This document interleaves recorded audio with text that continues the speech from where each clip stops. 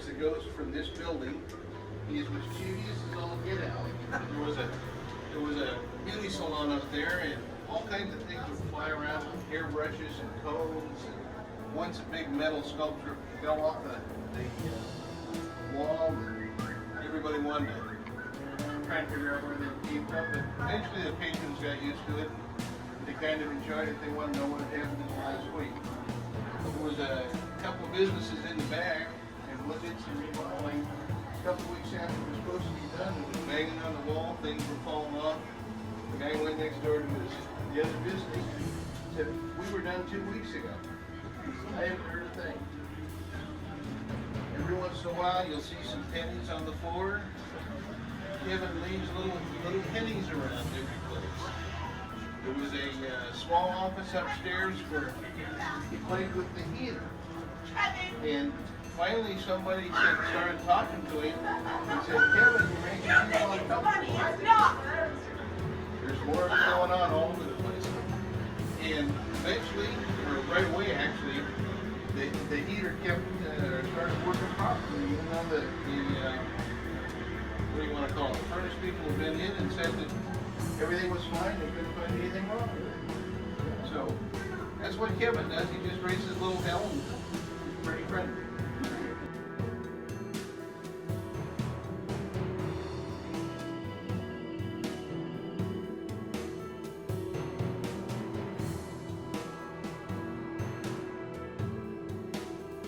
Stories of this building, so I'm going to have to record my notes quite a bit. Welcome to the Squad. My name's Cody Devlin. I grew up here. I knew a lot of the older time families that helped create a lot of the history here in Independence. I'm also the guy that I helped restore this building for the last 2 years with a gentleman by the name of Thorin Ruchu out of Portland, Oregon. And the stories I'm going to tell you, some of them you may have heard. They're definitely incredible sources, or they can be documented. So let me first give you a brief history of the building. This building was built by J.S. Cooper. He was an important leader in this town. He was one of the players. He started the first bank right there across the street where Brew is. But during this time in 1895, this area was exploding. And this building was built to help with the demand and the new businesses. So on the ground floor here, there was a dry goods store, a barber shop, and a cigar shop. And then upstairs, there were 13 individual offices where there were doctors, dentists, lawyers, and other businesses. So there was up to 16 businesses right here on this corner. J.S. Cooper, there's nothing sinister about him. He was an honorable man. His dad was a Baptist minister. For the first 50 years of this building and their family, when it was in the control of the Coopers, very uneventful. There was no gambling joints at that time or any saloons. That came later. So, you guys ready for some stories? Yes. Okay. All right, let's go back to 1887, before this building was built. I believe this building was built after a dark time. Kind of like this Cooper building had a dark season and now it has new life. Well, there used to be a saloon that used to sit here, and if you can imagine, just a smaller, false front wood building. And back then, they had wells by the back porch. It would have been a hand-dug well with bricks. At the same time, in 1887, in Monmouth, there was a double murder of the Chinese owners of the Sanji laundromat. Those gentlemen were murdered at the laundromat building, and College Street was founded, and they found all the blood. And the story goes that they were tossed, their bodies were tossed in the brick-lined well that they had behind their porch. But the rumors and stories still loom that the bodies were actually thrown in this well, behind this saloon. And we've got the old Sanborn map that showed there used to be a well back there. Now, when we were renovating the building, we found a brick well in the building. Who fell in it? I was forward into it, our rope with another worker, and we started digging around, and we found it. Okay, now, the high-ho years. Let's fast forward to 1959. So in 1959, these storefronts were all ripped out to accommodate a new business called the High Ho. This was a gambling joint, rowdy bar, and restaurant. This marked the beginning of the dark era of this building, which lasted another 50 years. there was a handful of partners, some silent partners, some known, some city officials, and some non. But the Hi-Ho was designed to be a wild place.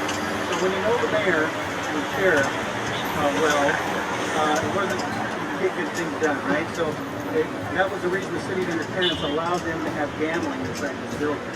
If you can imagine, Louisville with a Hi-Ho was $3,000 a week at that time. That's like $16,000 a week in Louisville.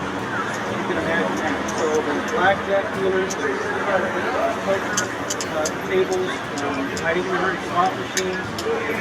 This place was very well known outside of the city and out of state. It meant people would fly in to Independence to gamble. And in addition, upstairs, those old offices were abandoned.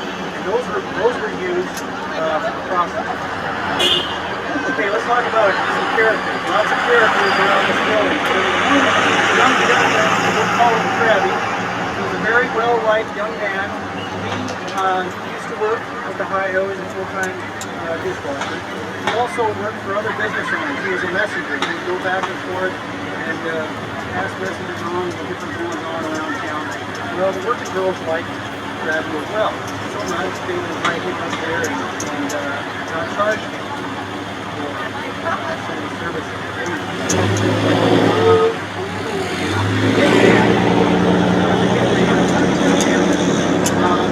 Imagine the Hi-Ho at that time, the owners were making a lot of money. And one of the owners had gotten a divorce and he sold his shares to another business partner. And he left town, he went out of state. The ex-wife and the young son were still living here in town. Well, some rumors were getting out that the wife was out, the ex-wife. And over a period of nights, there was a shadow of a man singing around the house. She would wake up and she noticed someone trying to get into the back door and the front door. She always locked her door. Well, long story short, she got a call the next evening from one of the prostitutes who worked here. She says, I need to meet you as soon as possible. And they agreed to meet out in the country. And she said, there has been a hit of a contract on you and your son's head. You need to leave town immediately. Well, she panicked. And she called the sheriff, which probably wasn't a very good idea. And the sheriff came and said, well, what's going on here? Tell me everything you know. And after she divulged everything, and after many questions, he realized that she really didn't know anything. That ex-husband hadn't told her all the truth about the Hi-Ho. And so he coincidentally knew the hitman, and he got a hold of her and said, you don't need to worry about it, they're fine, let them be, and they lived happily ever after. You guys, anyone know who the sheriff was?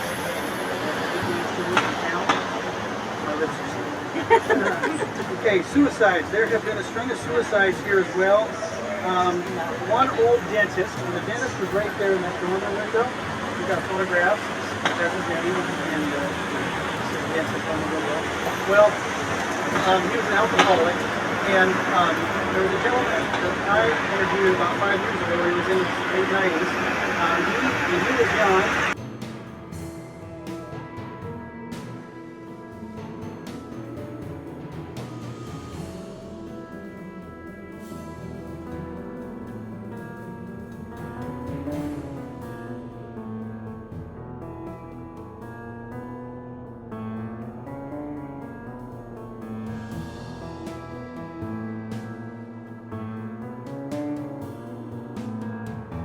As far as I know.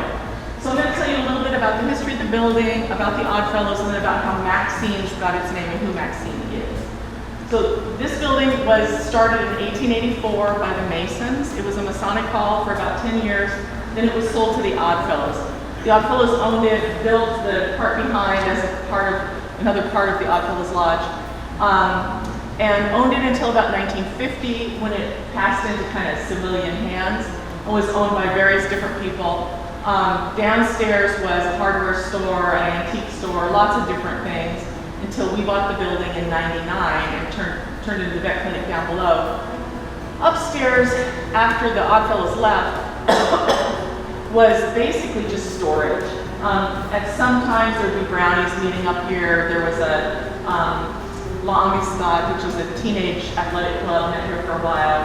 But mostly the guy that owned it for most of that time was a furniture dealer, and he put his broken down furniture up here. So when I first looked at the building, it was a late afternoon in November. There was no electricity up here, no heat. It hadn't been, nobody had set foot up here, I don't think, for 10 years. Cobwebs everywhere. It was stacked floor to ceiling with broken down furniture so that you couldn't walk in a straight line. I mean, there must have been thousands of pieces of furniture in here. But I had heard from living in town that there was a skeleton up here. The skeleton's name was supposedly Max Smith. I heard it from people who swore they had actually seen him. He was dressed in tux and tails, in a fancy mahogany coffin. He was the first Grand Poobah of the Oddfellows who had decreed that he wanted to stay here and oversee his domain.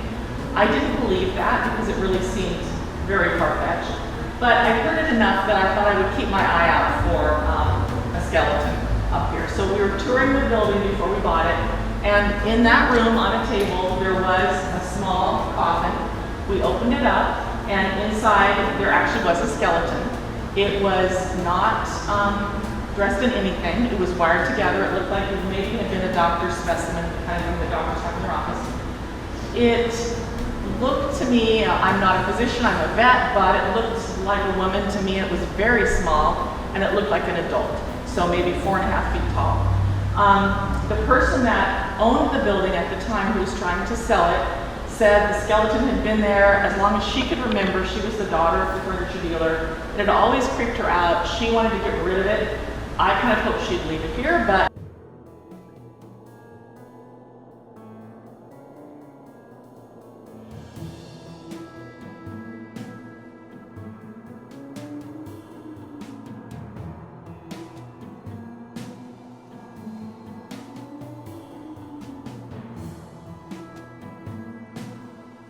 I heard it, and I told my husband, I was like, did you hear that? And he said, no. And I was like, okay, maybe I'm crazy, I don't know. So then we started leaving to walk home, and he was like, Jen? I was like, yeah. He was like, I heard it. So I kicked him. And I said, why did you make me look like a billionaire? And he was like, well, I didn't want to say I heard it in there because what if, whatever was ringing the phone? And I was like, oh my God. So we have heard those things. They said that sometimes we'll hear stomping on the roof. The employees that are closing down the place at night will hear heavy walking on the roof. And so they called the police and said, there's someone up there, right away. The police come and they check the roof next door on both sides. They check this roof, there's no one there. So then the police get to escort whoever's closing out to their car so that they can get home to their food.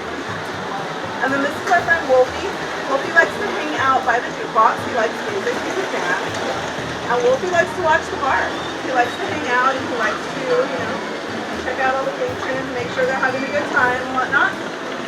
And sometimes when it gets really quiet late at night, when there's only one or two people here, maybe they're up in the front of the bar, Wolfie faces the back of the bar. Wolfie doesn't like to feel alone, so he'll move. Yeah, just like that, he'll move. And they come and they move him back to how he was. But he just goes right on back. So you can watch them where they were. And that's Serena for you, and you're all welcome to come in and get a cold dip. Dan got tired of always having this mischievous guy doing stuff. He'd bounce his ball, he'd rattle things, he'd turn lights on and off. And so we said, okay, he's up to the top of the stairs. Okay, I've had it. You can have the downstairs, I'll take the upstairs. And when I'm downstairs, you get the upstairs. So that's it. So that's what happened. But it gave him, they came to the truth. But what happened is he started haunting this house, or this building. This was the raging river before it was Independence Grill. And have you heard this story? Okay. The owner's got about 2 weeks before the grand opening. He's got to give an electrical inspection the next day. His electric isn't done yet. So he calls his electrician and says, can you come in tonight and do it? I'll leave the lights on. I'll leave the back door open. So we did. He turns on the light. leaves the back door open, puts the ladders. The hop ground, the amphitheater area was a hotbed for that sort of stuff. This used to be a commercial strip, and as is the case in Monmouth, we lost a lot of buildings the same way. This towns all over the West, because what were those early buildings made of? Wood. Wood has a bad habit of burning, right? So at one point some paranormal investigators came to town and proceeded to make a long-term tape recording in one of the downtown buildings. When they went back to listen to that tape, there wasn't a whole lot on it. There was one thing that could be heard, and that was somebody went, "Fire! Fire!" So whether we had a ghost who came through one of those fires or just was warning us that these things happen, not quite sure. The final little story I have for you, and I think Marilyn was probably there for this one, I don't know for sure, but the fireworks show. This is where fireworks shows held every year. Independence has the biggest fireworks show in this part of the state. They were here probably for about 12 hours. They took about 1,400 pictures with an infrared camera. And what they're looking for are called boards, which show up on the digital film, and they look like thumbprints. Like if you had sweaty fingers and touched a photo, it looks like a thumbprint. And what is considered is that it's a burst of paranormal energy that shows up only on infrared. And of those 1,400 pictures that they took, they found 2. And they were telling me that, I'm like, man, that sucks. All those pictures and you only found 2. And they're like, no, that is awesome. Because they've been all over the United States and taken hundreds more pictures in different places and found nothing. So they're pretty stoked about that. And who knows what it was. It's all part of the lore. You're gonna believe it or you're not gonna believe it. Right now it's the church that I go to and I enjoy very much to grow. So we say the only ghost here. Well, hi everyone, welcome to Americano. On the south end of Main Street, right before the bridge over Ash Street, is Americano. The indoor-outdoor pub's name was chosen to honor the business last inhabiting the building, an auto mechanic. Historically, the corner was the perfect place for a mechanic. The south end of the east side of Main Street was home for decades to a parade of livery stables, tack shops, and auto mechanics. For a time, as the nature of transportation is changing, businesses serve both horses and maybe a little louder. Okay, this is also a site of repeating disasters. Floods were common and often devastating. The Willamette floods backs up into Ash Creek, and the whole lower downtown was inundatable. During dry seasons, the wooden structures could be fire traps. There were many rebuilds as a result of total destruction by fire. The memory of fire appears to linger in the not-so-tangible history of downtown. Ghost hunters using recording equipment have heard cries of fire in more than one location. With tempered, dry buildings and river-driven winds, fires would be swift and deadly. At the top of the Riverview Park, there have been no buildings since before the 1980s. The last livery stable endured to the end of 1950s. As you are on the ghost walk, listen to the whispers of fire. Will the whole downtown never burn in its entirety? Many early buildings on this street succumbed to a flame before they were rebuilt with brick. And that's about it. What's the significance of your gentleman here? Honestly, I believe he was supposed to be a mechanic right here. But Okay. yeah, it looks more like a blacksmith.